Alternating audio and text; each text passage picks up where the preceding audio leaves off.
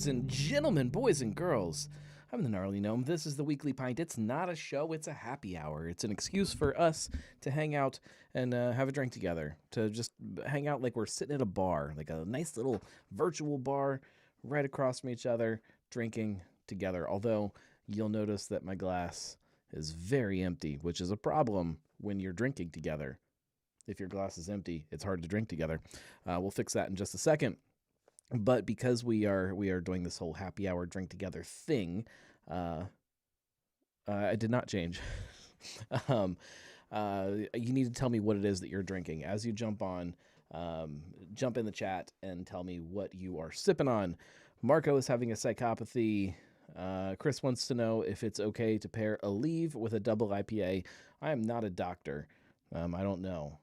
I know that Tylenol is bad. Aleve might. I'm not going to say anything. I don't think Facebook likes if I give any kind of medical advice. Josh is having a nugget nectar. Chris, I would say consult your physician.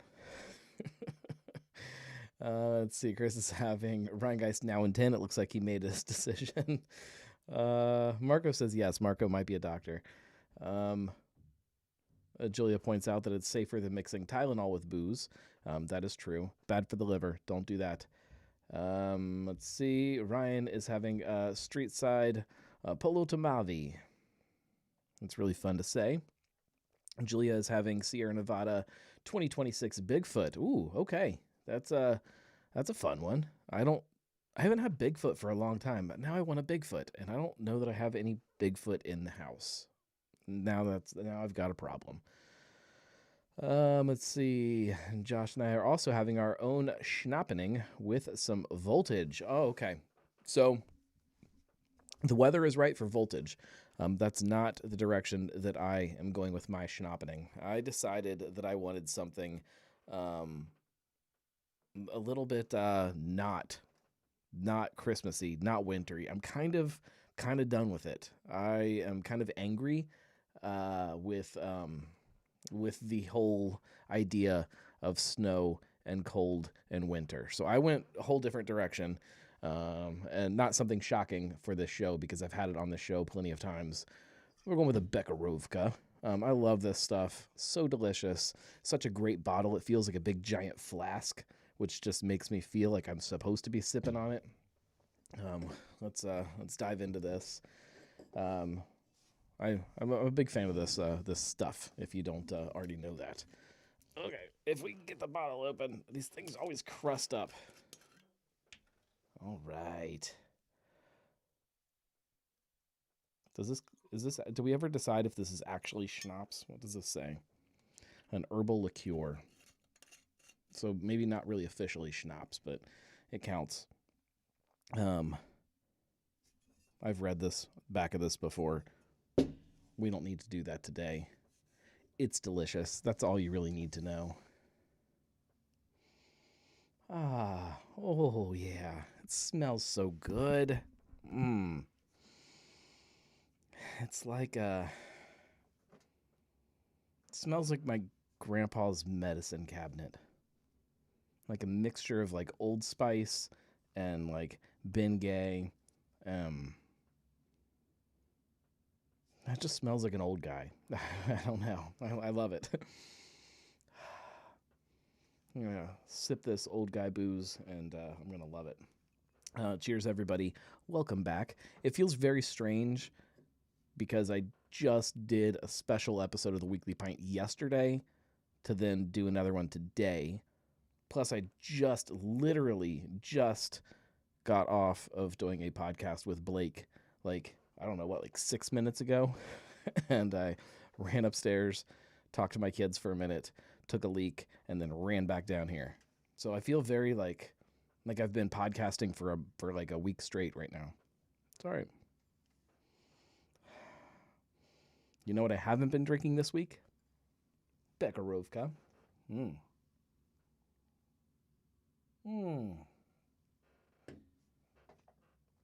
Oh, it's so good. Yeah, it feels like it's healthy.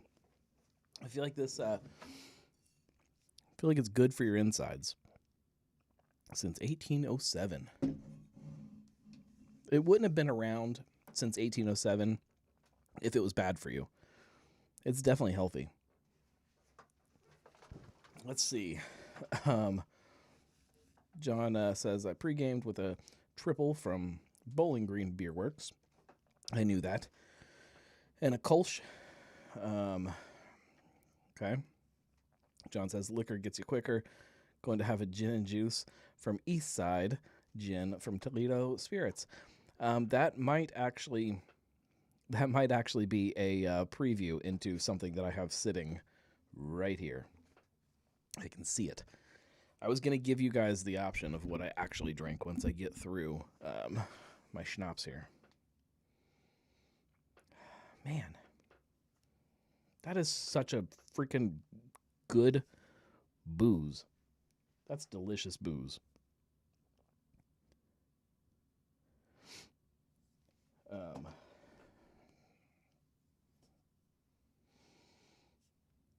I'm trying to think of what else this smells like other than just like old man. And like I can't really put my finger on it. It's like it's kind of woodsy, but not. Yeah, just really like kind of medicinal, which makes it sound so gross. But it doesn't smell gross. It feels nostalgic. Like something that like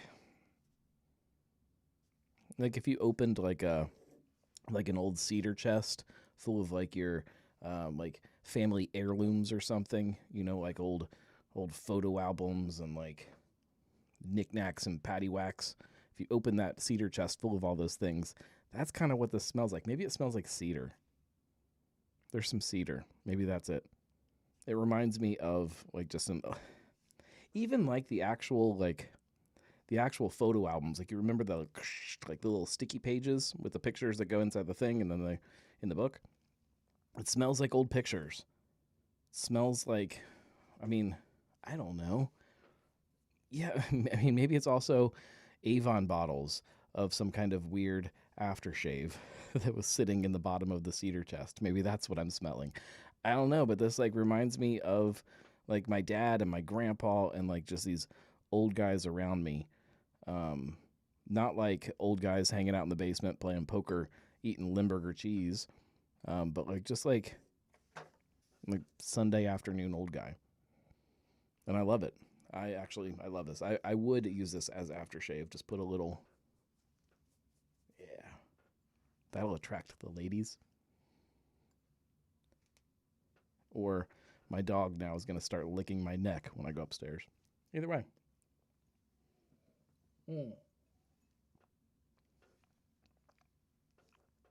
It's tasty stuff.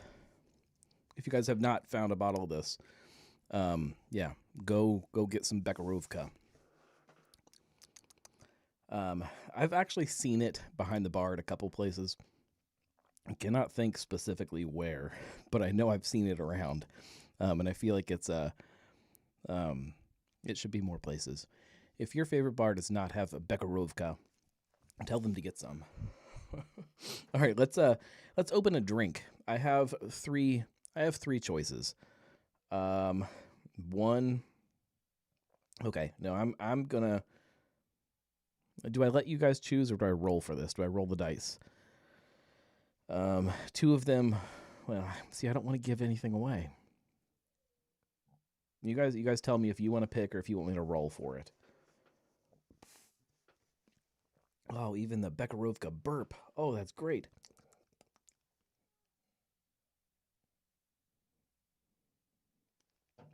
Chris says it might be at the Gray. I actually tried to go. Julia says roll the dice. Okay. Oh, I hear screaming. My kids are screaming upstairs. I tried to stop at the Gray a couple weeks ago and got there and they were like they took like 2 days off or something and just had a sign taped to the door. So I paid for parking, walked over, was getting ready to go in. I was going to have some coffee and then sit down and have a cocktail afterwards. And I couldn't because they were closed. So then I had to turn around and I had to leave. And it made me grumpy. But I'll get there sometime soon. Okay. Yeah. Chris says they had a winter break happening. Yes, that was that. And it was before the snow. So now they have another winter break. Okay, I have 3 different drinks. I can show you the drinks if I'm rolling. So the first one, kind of on theme, literally gin and juice. This is courtesy of Snoop Dogg and Dre. Gin and juice. Melon flavored gin and juice. Up next, a beer that has been teasing me for my fridge that I've been very eager to try. This is Vodnik, and it is a premium lager, not just a lager, it's a premium lager, and that is from Angry Chair. And then our last choice, another beer, and a whole different type of beer. We got some Headhunter. I don't know the last time that I sat and drank a Headhunter, and I was talking to somebody the other day, and they said that they didn't like Headhunter, and so I'm like, you know what? I think I should drink some Headhunter. So those are my 3 choices. We're gonna roll the dice. We'll go 1 and 2, 3 and 4, 5 and 6, and we'll let the fates decide. Okay. Anybody want to make some bets on this? Anybody pick a number, and if I hit your number, you gotta do a shot of Malort. Ryan already said 2 before he heard the stakes. So if I roll a 2, Ryan's got to do a shot of Malort.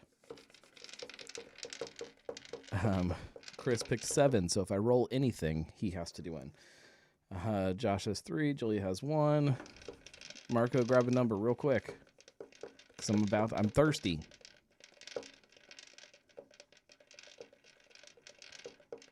Come on, shot of Malort on the line. All right, I'm tired of waiting. All right, here we go. It is a 3. What did I say 3 was? Was 3 a Headhunter? I think 3 was a Headhunter. Marco picked a 1 after I rolled.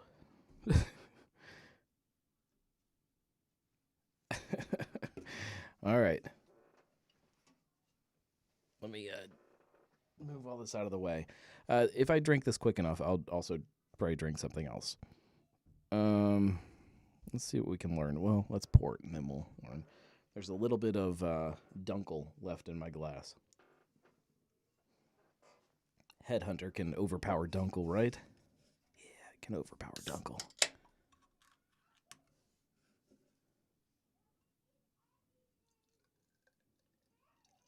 I can hear my kid. I hope you guys can hear my kids upstairs. I don't know what they're doing. Doesn't sound angry. Sounds like happy giggling, but they don't have school tomorrow again, as I'm sure a lot of you with kids are in the same boat. If you're tuning in from, I don't know, Taiwan or something, we got a pretty good snowstorm, and we have a lot of snow on the ground. This does say on here that this is handcrafted and unfiltered. Pour slowly. Did I pour it slowly enough? Does that mean that there's going to be chunks? Let's see. Let's see what the bottom looks like.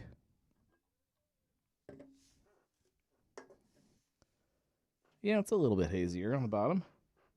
Not really. It looks about the same. All right. Headhunter. I've had this plenty of times, but man, I really don't know that I can tell you the last time that I did. I feel like, did they have some other Headhunter, like a fruited Headhunter or a hazy Headhunter or something? I don't even know. I don't even know.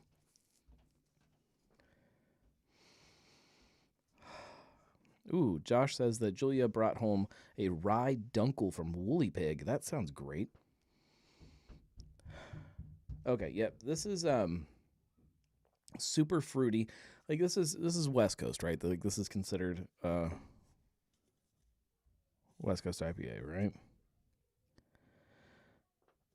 Let's see. It has World Beer Cup 2023 Gold for American Style IPA. GABF 2023 Gold American Style IPA, It does not tell me that it's supposed to be West Coast. It's just America. Okay. Because it's it's good. It smells good. Grapefruit,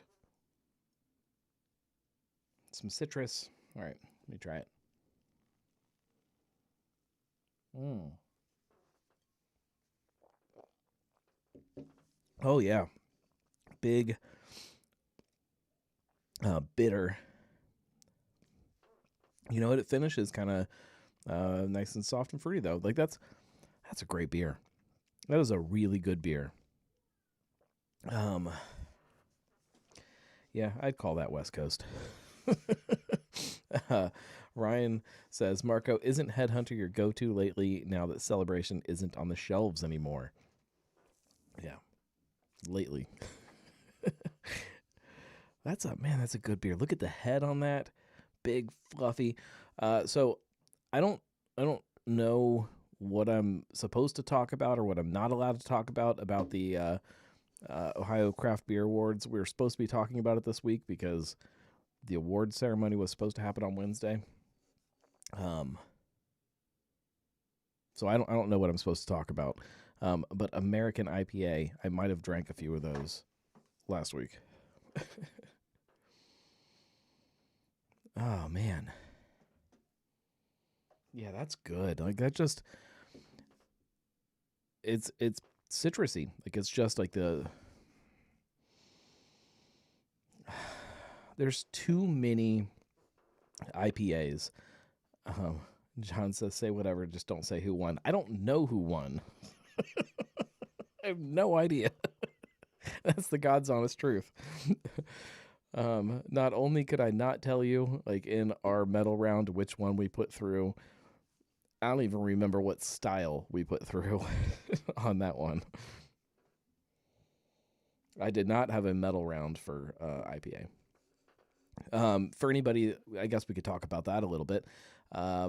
For anybody that is tuning in that was expecting this to be a incredibly chaotic episode, possibly from somewhere in Dayton, me holed up in a bar somewhere going live just from my laptop. Yeah, I'm in the studio because the Ohio Craft Brewers Conference got canceled. It's very, very confusing still because the conference got canceled. The awards can't really get canceled because it all happened already. Like the actual judging and the awards, all of that happened. And we are now just waiting to hear who won. And I say we, are all waiting to hear who won because we don't know what beers we were tasting when we were judging. We are just kind of waiting for some kind of opportunity to have these awards. The Ohio Craft Brewers Association is still kind of finalizing when that's going to happen, where it's going to happen, and how it's going to happen. And I'll let you know as soon as I know more, but it's all kind of in flux still, which is really frustrating. I thought like I would know who the winners were this week, and we were going to be able to talk about it, and it's going to be really exciting. And now this week is just kind of, it's like a, I don't know, big fart. It's just like, nothing. Man, I don't drink a ton of IPAs. I know I've talked about that before on the show. And every time I drink a great IPA, I remember that I probably should drink more of them. And that is, that's a shame. Okay, let's jump into this. Oh, I think I made artwork for the Schnappening, and I forgot to put it up. Look, it's time for the Schnappening, and then we missed it. Okay, whatever. Let's jump into the big topic I want to talk about tonight, Bad Tom Smith. For anybody here in Cincinnati, you know the name. Bad Tom Smith has been around since 2013 when they opened, and they opened over on Eastern Avenue. A couple guys that kind of met through kids soccer. They were just soccer dads just hanging out, fans of craft beer. And at that time, there weren't a whole lot of craft breweries in town, and they decided they were going to start a craft brewery, and they did.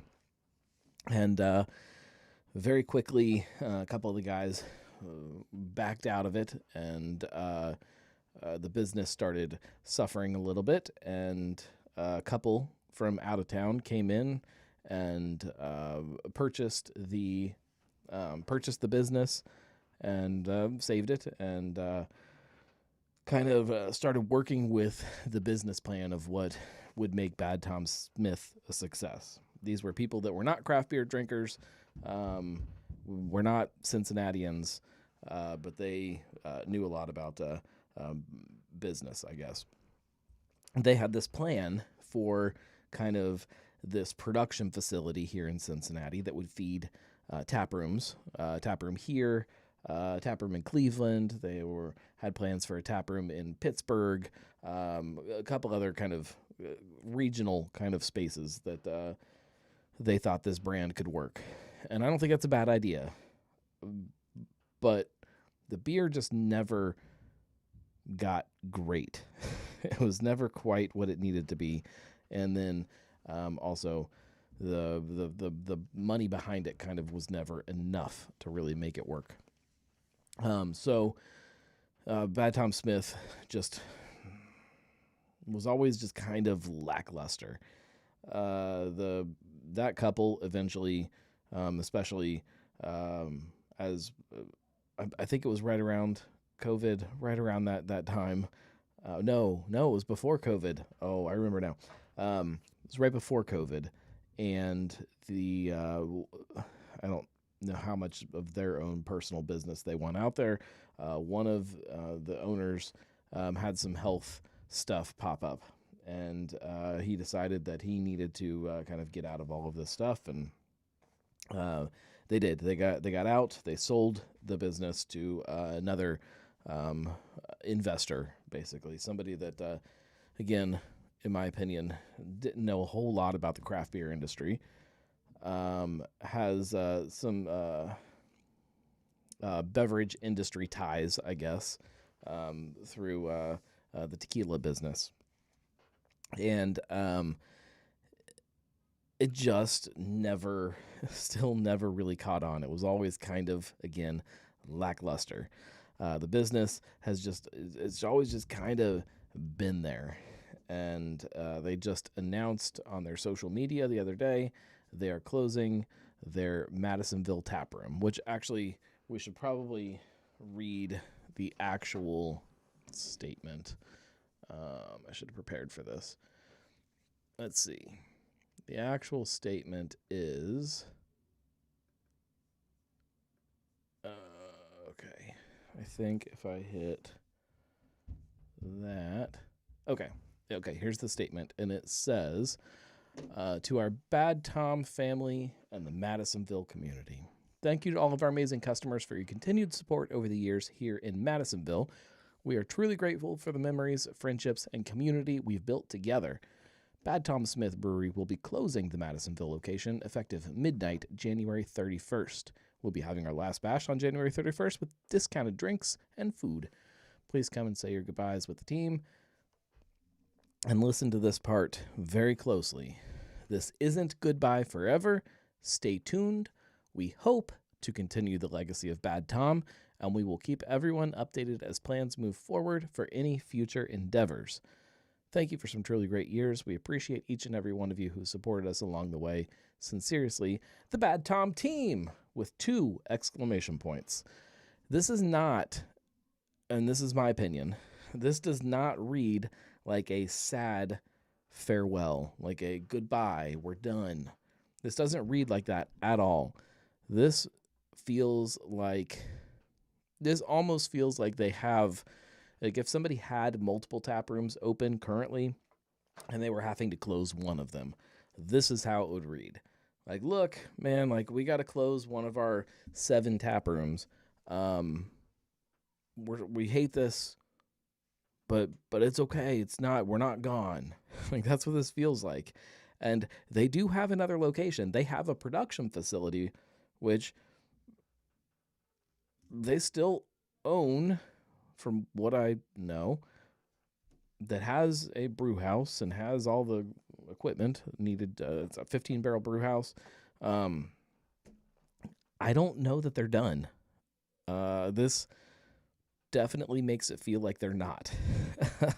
I don't know anything else, any kind of inside information about that, but I have heard some rumors. So if you remember back, gosh, I don't know, 2 months ago-ish, something like that, I stopped out at Bad Tom. I try to make my rounds as frequently as I possibly can to some of these places, and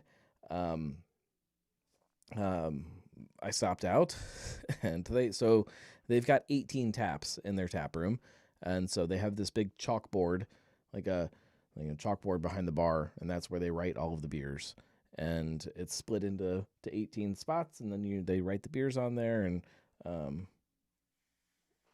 it's like a tap room. You guys know what to expect.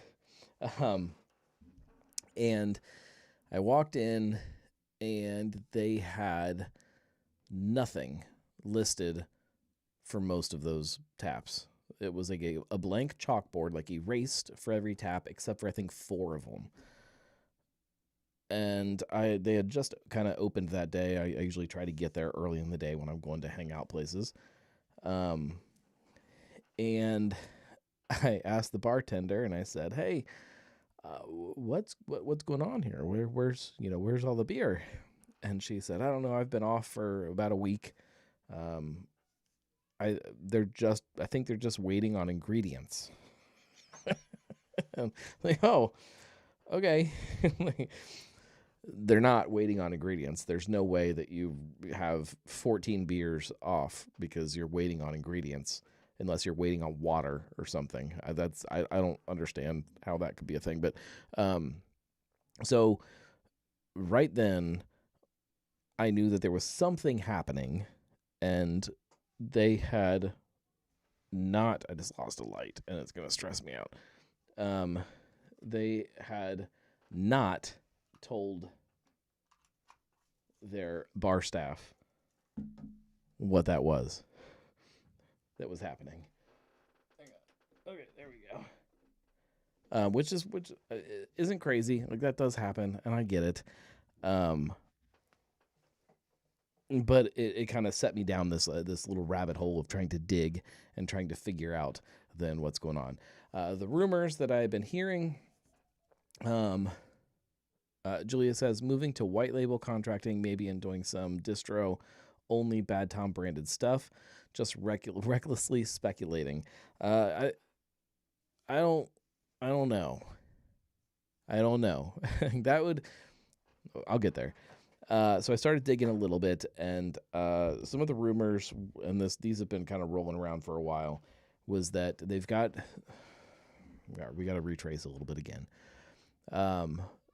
If we go back about a year, there was, and I talked about it on this show, some of the some of the plans for this Bad Tom production facility / tap room / whiskey and tequila tasting room and restaurant, this big plan that they had. And that had been kind of put out there on the developer side that I came across. Then it was a big plan. And then they were saying that they couldn't announce any of the actual location or anything like that yet. Maybe a month or two after that, the news got a hold of it, and the plans actually came out that it was over in Eastgate, this big development that was supposed to be anchored by Bad Tom Smith and The Works, which is a pizza place here locally. That kind of rolled around for a while, and then through the grapevine, I heard that that development was not happening in the same way. I don't know the full details of who backed out or why they backed out or any of that, but it wasn't going to happen. So Bad Tom was out of this development deal for this big space that they had been planning.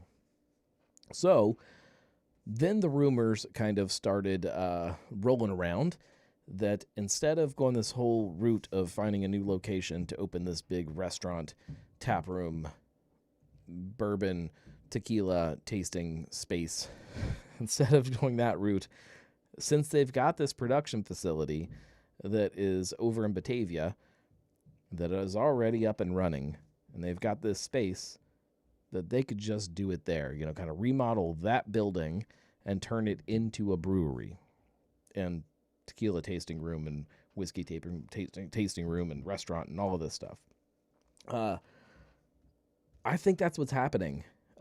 I don't have any evidence for that. I don't have any kind of big kind of picture that I can show you of why I think this, but I'm pretty sure that they are shutting down the brewery because they are going to build a new building, and it's going to be a big tasting room thing. What I don't know is I don't know any of this, but what I don't have any thoughts on. No, I've got thoughts. What I don't have any evidence. No, I don't have any evidence for any of this. I don't know if it's going to be Bad Tom themed. I don't know if Bad Tom is the brand behind any of this. The family that owns the company has several other brands. They have a Cinco Cruzitos tequila, that's theirs. They have a Brazen Oak bourbon, that's theirs. They have Bad Tom Smith, both beer and bourbon are both brands that they have. I don't know. I don't. Number one, I don't know what I would do if I were them. I don't know what the smart decision necessarily is. I don't know if it's time to just kind of let go of Bad Tom and go with one of these other brands. If this whole thing is actually happening the way I think it is, I don't know. And they certainly aren't saying anything if they know.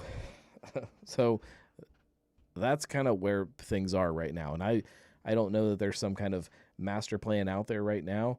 If it is, it doesn't sound like they've told any of their staff, because it sounds like their staff is just kind of, Bad Tom is done, and I'm hoping that throughout their other businesses, if they have other roles for that staff, that they are kind of going to hang on to them that way. But I don't know.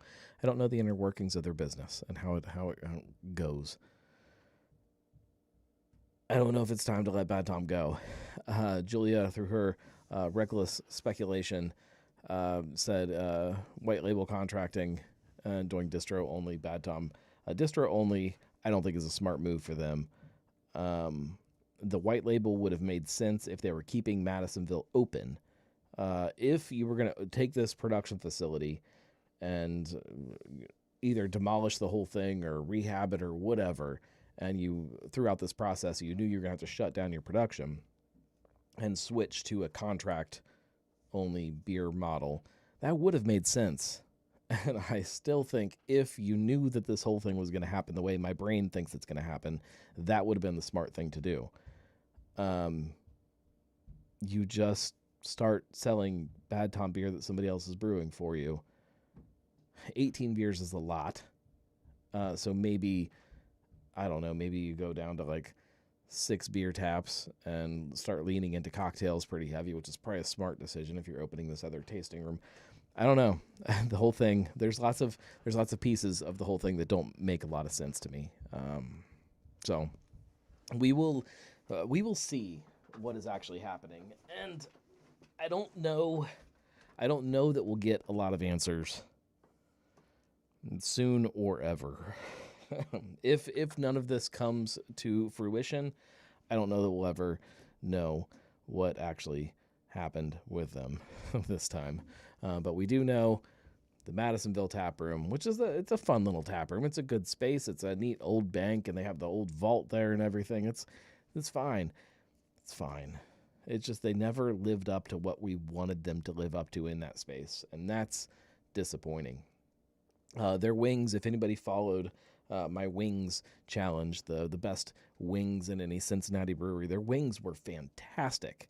They just never made very many of them, or they sold a whole bunch really fast because they were really hard to get a hold of. they were gone quickly. And maybe that's a good thing. I don't know. I don't know. There's a lot of things about Bad Tom that I don't really don't really fully understand. And I know that there's been separate ownership groups, and that complicates everything. And they got a lot of crap pretty early on about their beer, and I think some of that was deserved, some of it wasn't deserved. I don't know. Zach says, cheers to a cold evening, drinking AleSmith barrel-aged Speedway Stout Rye Vietnamese Coffee Edition. That's a lot of words for a beer style to stay warm. I need to drink some of my beer so I can drink some gin and juice or something. Oh. I can still hear the kids. They're definitely still awake. This is why snow day weeks are so tough. Okay, let's move on. Let's pull up. Actually, oh, that's the wrong button. Oh, okay, I know. I'm looking for this. Label approvals.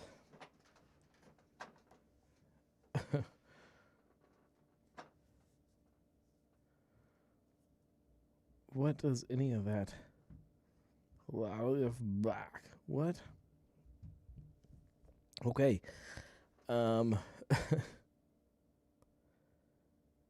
Oh, gotcha. Laid back.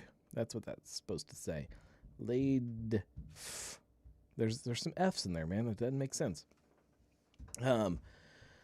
Ryan is now drinking a cost-friendly Kirkland Signature Helles-style lager from Deschutes. I've heard that's a good beer. It's actually very funny that that's what you're drinking. I have not tried it. And I have some friends who have been telling me that it's a great beer. So I don't know. I don't have a Costco membership, so I don't know how I'm supposed to get my hands on it. Kirkland's Costco, right? No, Kirkland is Sam's Club, right? Where's Kirkland? Who sells Kirkland? No, that's... Why am I losing my mind here? Some of these label approvals, just to give you guys a heads up. I'm so burpy. This is way burpy. Julia says, Kirkland is Costco. Thank you. And John says, I'll mule it for you. Some of these labels are a little old, and specifically this one, if you've been following, All Fathers Meadery has changed their name since this label came through, which is interesting, and I have not dug into why they had to change their name.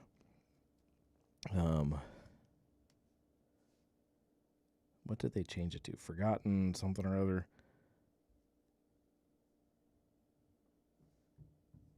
If I could find them. See, this is hard because I don't know the name of their... Oh, there we go. Forgotten Gods Meadery. Okay.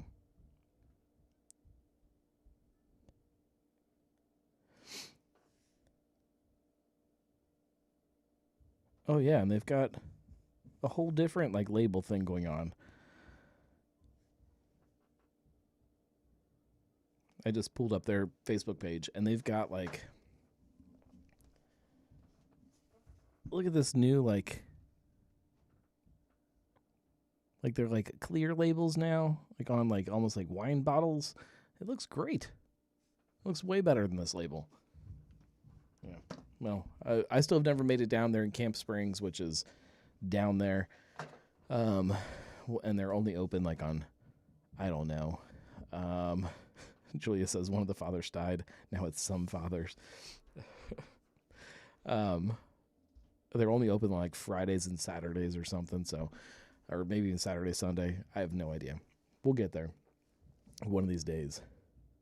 Zach says, on a late response to Bad Tom, I unfortunately never got a chance to visit the brewery, but had their beer at festivals. Yeah, we'll see if you get a chance again. I'm holding out hope. Ryan says, isn't Allfather a reference to Odin? I think it was. And like Hel, like this one here, definitely some kind of Norse god thing, right? Isn't that something in that whole realm? I don't know.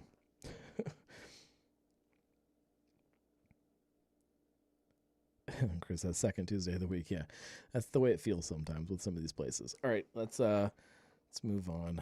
I need to put batteries in the keyboard again so I don't have to reach all the way across the table to move. Cincinnati Distilling. So again, some of these are old. This is the Mixology series, Bottled Manhattan. I'm pretty sure this is on shelves already. You can go and get it. It's a big, giant bottle of Manhattan, which, fine. I don't know why, especially Manhattan. I don't know why this needs to exist. Like, it's 2 ingredients. Like, I don't know. I don't know.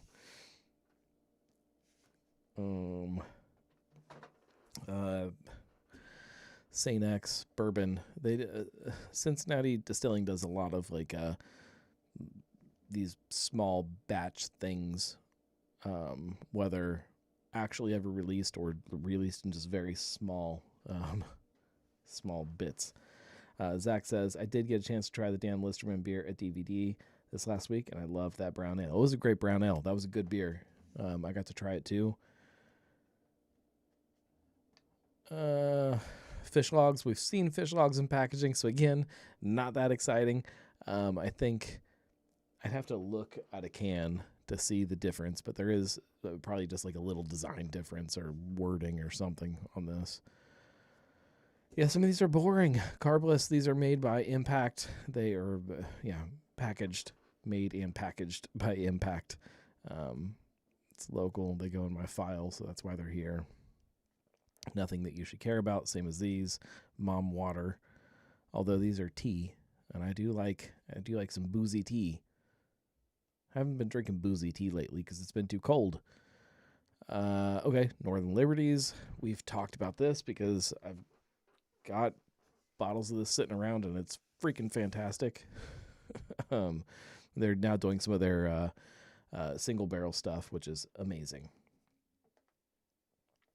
Zach says, so label approval night equals lame week? No, there's some good stuff in here, just not yet. Some of it's just old because I haven't done it in recent years. I don't think I've done it this year. Skeleton Root wine. That's wine. Do people still drink wine? Super Friends. This is already out again. Old label at this point, but good beer. Nazdravi. Great Czech dark lager. Polotomavi. This one, I think they just announced this week, maybe. Irish Stout, Black Velvet Band. I got some Wandering Monsters, Free Monsters, Port Barrel Aged. Free Monsters too. I think these are still, these are all pretty old here. The Wanderline. Next. This is from Name Brand Distilling. For anybody that doesn't know them, they're up in Middletown. I have still, again, another one that I haven't been to. Man, like it never used to be that there was a place that was open that I hadn't been to. These guys are, I think, celebrating a year. I think, and I still haven't been there. And that just upsets my soul. Okay, here's some stuff. I know there's some new stuff here. Gilligan's Double Chocolate Stout. This beer is incredible. If you haven't tried it yet, it's on tap there. It'll be in packaging, obviously, with this. Big, bold, chocolatey stout. This is awesome. Zach says, nice interview with you once again with Blake today on this podcast and with some other people in the industry. Yes, that was a good show. I have not actually listened to the podcast of it after we recorded it. Feels like we recorded it 6 months ago. But if you want a little inside information, we also recorded a podcast tonight with Blake. This is a great beer if you haven't tried it yet. And if you would like to, pay attention to it because it'll be on shelves soon. This one is big news. So this is their stout, their Irish stout. If you go to Gilligan's, if you've never been there, go there. They always have this on nitro right at the end of the tap list. They have 2 nitro taps, and one of them was always the dry Irish stout. They are canning the dry Irish stout on nitro. It's been a while since we've seen a local brewery do a nitro can. It's been, I feel like, a long time. I feel like Rivertown might have been the last one to do it. So, I mean, a really long time. It's I'm guessing. I don't know if they've got a widget in this or not. I know there's like different types of widget cans you can get. Some that have them like attached to the bottom of the can. Some that are like free floating, like the Guinness thing. I'm not sure. Ryan says, what was the name of the place in Hamilton? Are you talking about the Gray that we were talking about earlier? I'm not sure. Chris says Municipal has a raspberry chocolate coffee stout on draft right now. I saw that.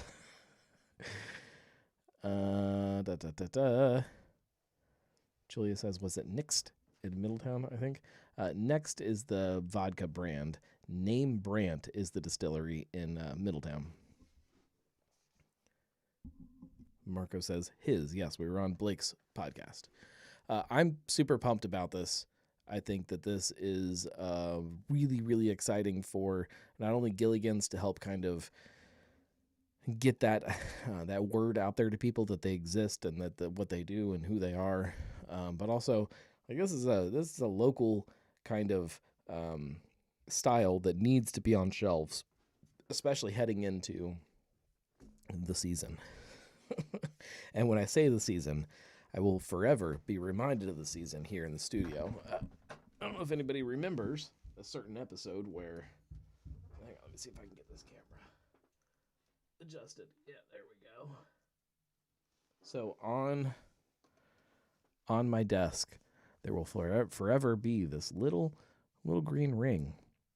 This was because David, my AI bartender friend, came up with a cocktail for me that had so much green dye in it that it dribbled a little bit outside of the glass and stained my desk and will forever be right there. Thank you, David. I'm not mad at you, David. Please don't kill me in my sleep, but you did that. That's all you. Julia says, stoked about a local canned nitro release. Yes. Zach says, didn't Urban Artifact do a nitro fruit? Yes, you are right. Shout out to Zach. Yes. Urban Artifact did 2 nitro beers. They had at least 2. I can think of 2. They did the peach originally, and then for Beer Vent, they did Slide Rule. I completely forgot about that. And Julia said, David said, a quarter cup of food coloring. Was it really a quarter cup? Leprechaun's Revenge. I think that's the name of it. I think that was actually the name of the cocktail. It's just AI messing with us constantly. All right, moving on. Fresh Hop Ale from Westside. Honor Beer. This is already like, I don't even know if you can, this might all be gone already. That's how long this has been since I've done these approvals. Westside with Lion Lager. So there are a couple like local team collaborations here. I love actually the artwork on this. That's kind of still is kind of Westside, but not. Oh, that one's fun. And then they've also got the Lancer Lager. Some Ryan Guy stuff. Grapefruit Bubbles. I'm pretty sure that's been announced, I think. Here's a good one. Cincy Light Watermelon Sea Salt. I don't want Cincy Light to end up as a brand that has 14 different flavors. I'm fine if it does, and I'm not judging, and I will probably drink a whole bunch of this in the summer if it's actually released. But I don't know that I want it to exist. I don't know that it needs to. um, but yeah. Yeah, I could crush that. Look, I'm a Cincy Light fan. You guys see it every week here in the studio. I love Cincy Light. I think it's done great things for Cincinnati and for light beer in Cincinnati. But I don't even think lime should exist. I think it should just be a light beer, and that's it. Come up with another brand for it. I don't know. That's how I feel. It's kind of like Little Kings. Don't flavor it.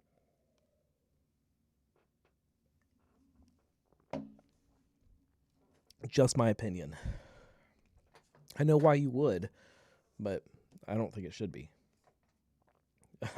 Julia says, bring back Natter Days. No. No.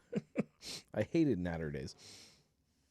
Ryan says the Irish dry stout from Street Side is also available in Nitro, only on draft, not cans. Yeah, I don't really know the whole process for Nitro beer in cans. I know you have to buy a special can, or you are supposed to buy a special can that has a widget to get that Nitro to kind of redistribute. You can do it with a regular can. All right, so here's the scientist in me talking. I'm not a scientist.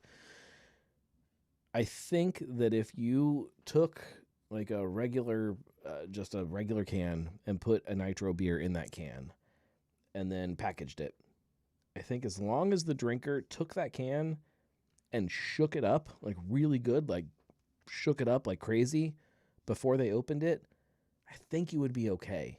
I think that's the whole point of the widget, if I understand right, is it kind of redistributes that Nitro into the beer. I think. I don't actually. I wish I could get a scientist on the phone right now to tell me. I don't even know if the phone works. That's why it's not, the number's not up on the screen, and the cord is sitting down there because it's been fighting me, and I don't even know. Chris says Monster does it with nothing special. Yeah, like I know that I've seen cans that, have you cut the can open to check that there's nothing special? That was Rivertown had cans that did not have a widget. So I know there are widget-free cans, but I don't know. These, I'm pretty sure the West Side cans, I think they said they were going to have widgets. I don't know. Anyways. Chris says I have, of course. Yeah. It's a thing we have to do, right, when you get a Nitro can. Watermelon sea salt, Cincy Light. Moving on. Okay, Rheingeist Hidden Track. I'm guessing this is a Record Store Day beer, right? I don't know if they've announced this or not. Julia says the urban ones didn't have widgets, at least not that I recall. Let me text Brett, see if he's up.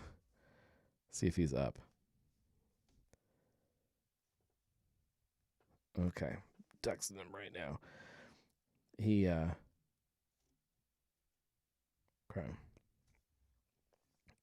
Let's see.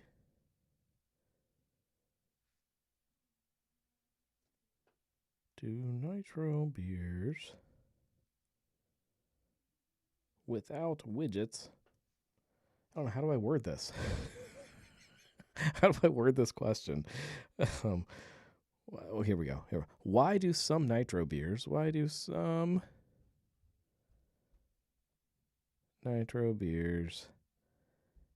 need, I'm going to put that in quotes because I don't know that they need them. Got to figure that out, Bill Nye. Need widgets and some don't.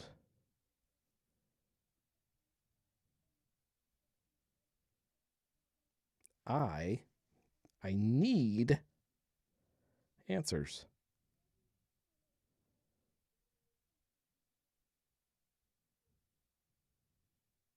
And then I'll put a little smiley face. So I'm not actually demanding. Okay. There we go. See if I get an answer. He only texts me back like once out of every like 100 text messages that I send him. Probably says something about me. Okay, Hidden Track. It's a West Coast style IPA. I want this. I want this. I think it's probably pretty good.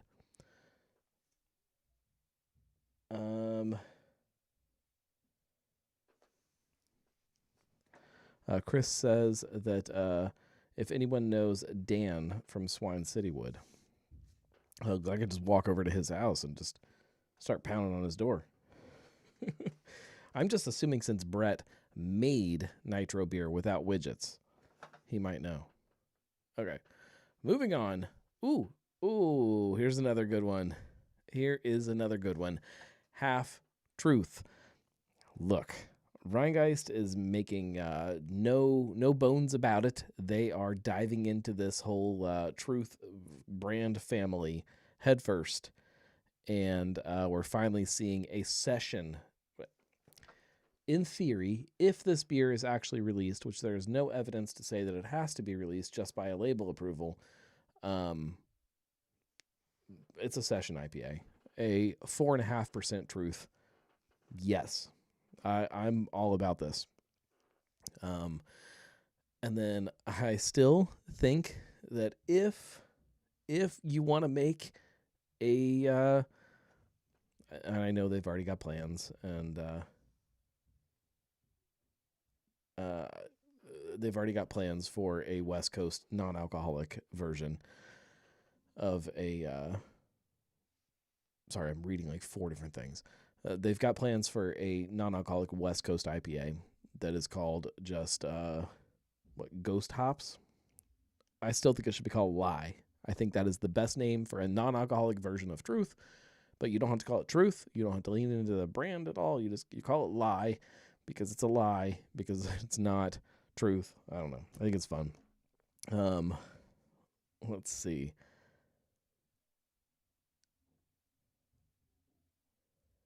Julia says Westside as featherweight IPA. I'm missing something here. It wasn't bad when I tried it a while back. Lie would be brilliant. Truth hurts. Truth or consequences. Honest truth. The simple truth. So there are a lot of different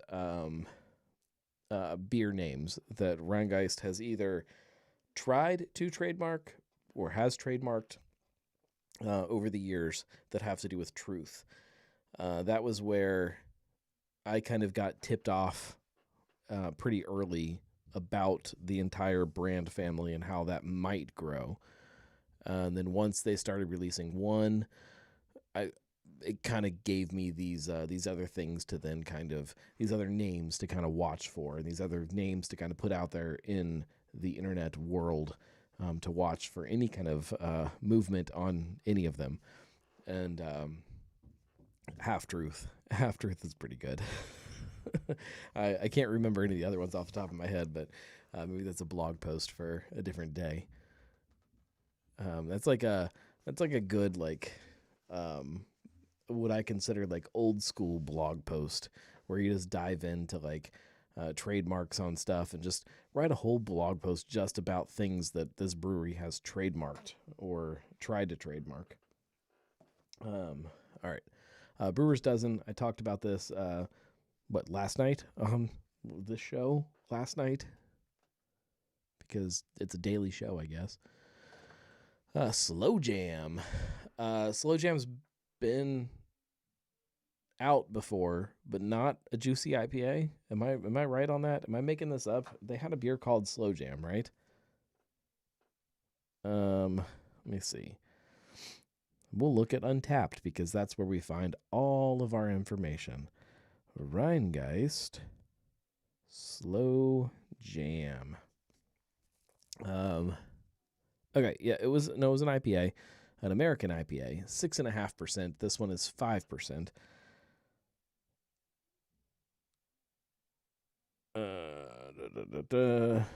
This brew is dank with steady bass lines of citrus chords and piney notes. I don't think this is going to be the same beer. It was originally a collaboration with Shake It Records over in Northside.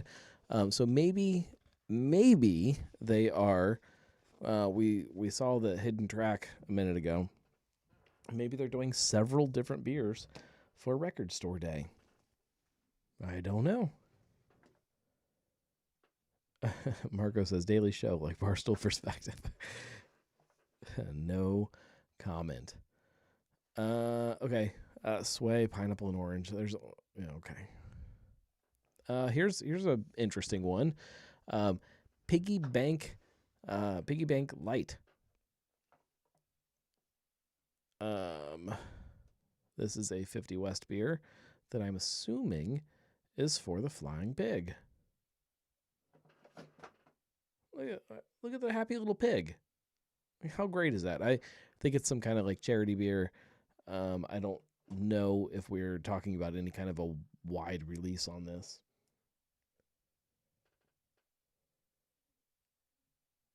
Julie says, was that the Sway for Women's Day? Oh, maybe. No, so they usually get like a better artwork for the Women's Day collaborations. Hang on. Oh, maybe. Yeah, it matches last year, doesn't it? Vodka soda, pineapple, and orange.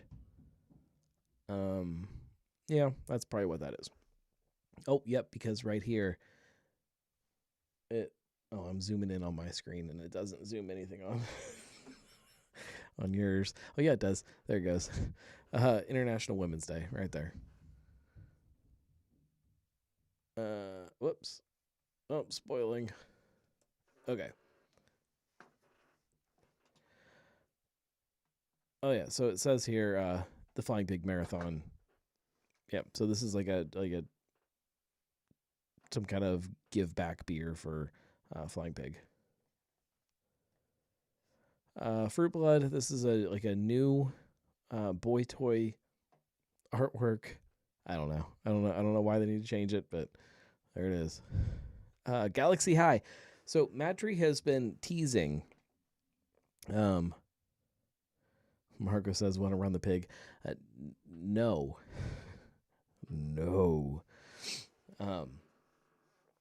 We've seen a bunch of teasing from Madtree about this year's roadmap, the releases that they're doing.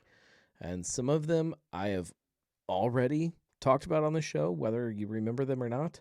And there's a bunch of people that have their own theories about some of these beers that are coming out that are wrong. And that's fine. You're allowed to be wrong.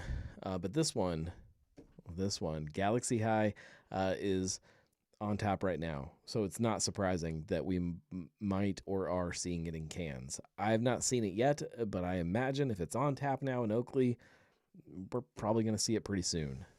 I think we saw it on the roadmap. So, but we also definitely saw Citra High on that little graphic, and some other fun barrel-aged goodies are coming too. More line. I think this is pretty much the same, just a little bit, maybe some artwork changes. They got the city in the background. I think that's new. I think maybe not. Yeah, I think that's new. Taft's Porkopolis. Okay. A bold hop-forward IPA brewed with a blend of citrusy and piney hops, Porkopolis pays homage to Cincinnati's rich history while delivering a modern punch, crafted for those who savor history as much as flavor. I don't actually understand what this has to do with history. I mean, I understand the idea of Porkopolis, but how does that connect with citrusy piney beer? I don't understand. I don't actually think this makes any sense. It's probably a fine beer. I don't think the beer is probably going to be bad, but I don't like the branding here. I don't actually like it at all. Let's see. It is 6.7%. Hops are more. Malt is more. Color is color. It's not light or dark. It's just color. Okay. Like whatever. Like I don't know. Like I understand kind of where these brands sit in their portfolio, and I understand that Taft's is kind of the craft brand, so they have to release something like this under Taft's. But I don't think like I don't even know that like the what was the Spruce Tips thing that they did? It's sitting over there somewhere, and I can't read it from here. I don't know that fits to me under Taft's. I don't know. I just don't like it. It doesn't feel good to me. I'll try the beer. I'll like it. Third Eye Mocha Operandi. Roebling Resin. Thank you, Chris. Yeah, Roebling Resin.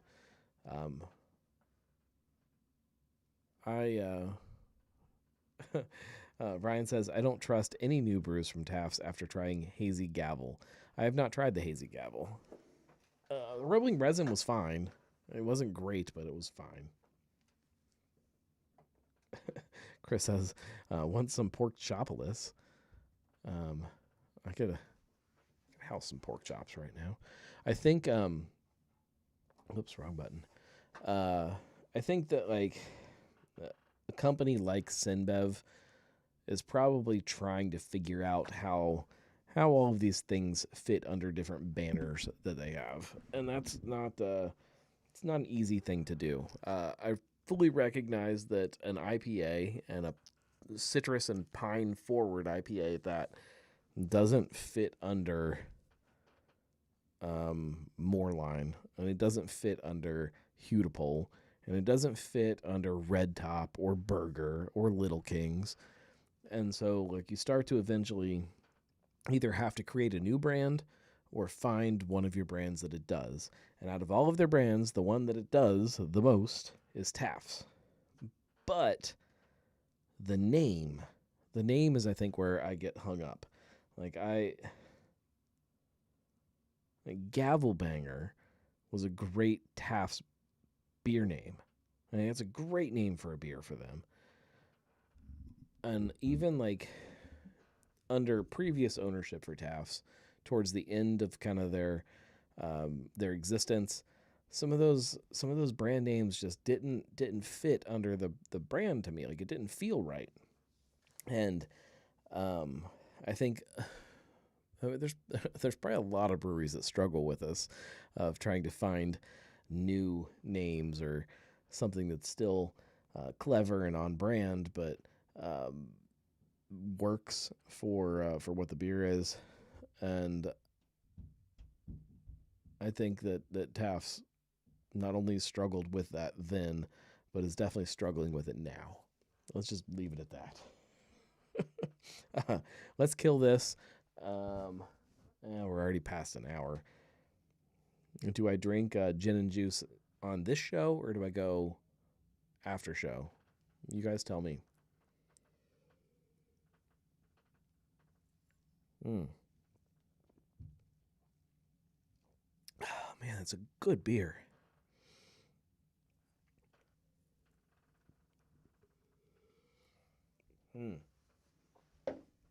Okay, nobody told me, so we're gonna go after show. If you want to hang out and drink some melon gin and juice, tune in on Patreon. After show, if you're already a member of our Patreon, if you're a Nomi, tune over there, and in just a few minutes the show will pop up. If you're not, sign up. You can sign up for free, and you can become a Nomi and get not only after shows when they happen, but first dibs at any videos that I put up on YouTube, early podcasts when I get them done early. You will get early access for the magazine, which comes out this year. This I'm gonna say summer. This year. I'm trying to do spring, but I don't think it's gonna be spring. and all kinds of other fun stuff. And plus, you get like exclusive access to information that other people don't get. So do that. I appreciate you guys. If I drink this and that beer, it's going to be a night. It's going to be a fun night. Thank you guys. I appreciate you hanging out with me. If you like this, if you like any of the stuff that I do, go to thegnarlygnome.com/support and support the show. That way, become a Gnomie. It really does help. This is a very strange thing that I do here, creating content for the Gnome. And the only way that it does work and the only way that it keeps going is because people like you support it. So, yeah, I appreciate you. Just know that. We'll be back next week. Not tomorrow. This is not a daily show now. We'll be back next week, next Monday, 9:30 p.m.-ish, live on Facebook and YouTube, or, Facebook and YouTube. You can subscribe to the podcast, but that's where the lame people listen. You know who you are. We'll see you guys next week. Thank you, guys. I appreciate you. After show.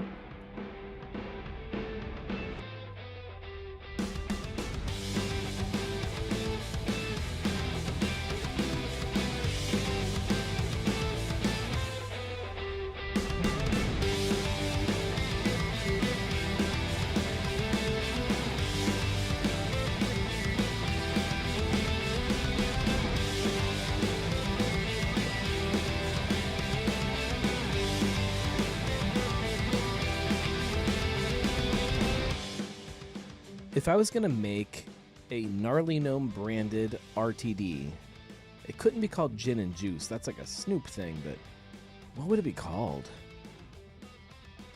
Gnome Juice? No, that's not it. There's got to be something there, though. Got to think about this.